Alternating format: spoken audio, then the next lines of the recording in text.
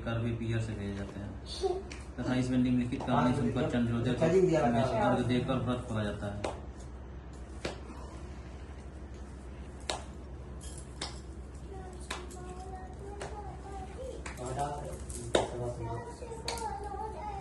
कथा। एक साहूकार के साथ लड़के और एक लड़की था।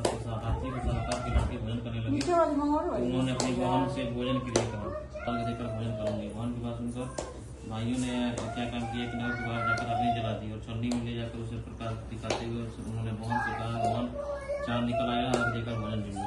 यह सुनकर उसने अपनी भाइयों से भी कहा, तो आप मुझे चंद्रमा को अर्घ दे दो, परंतु वे इस कांड को जानती थी। तो उन्होंने बहन जी अभी चांद निकले, तेरे भाई से धोखा करते हुए अग्नि प्रकाश छन्नी में दिखा रहे हैं।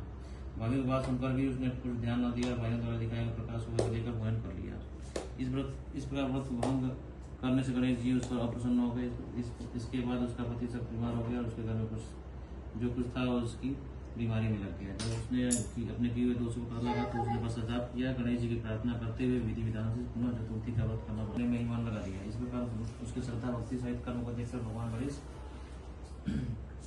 उस पर प्रसन्न हो गए और उसके पति को जीवन दान देकर उसे आरोग्य सुखी होते हुए क्लेशों से मुक्त हो जाएंगे।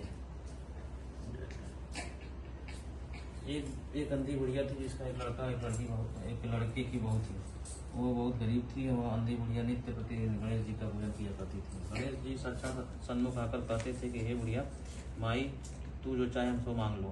बुढ़िया माई कहती थी, मुझे मांगना नहीं आता, सो कैसे और क्या मांगू। तब गणेश जी बोले, अपने बेटे से पूछ कर मांग ले। तब बुढ़िया ने अपने पुत्र वधु से पूछा तो बेटा बोला कि धन मांग ले, बहू ने कहा कि पोता मांग ले।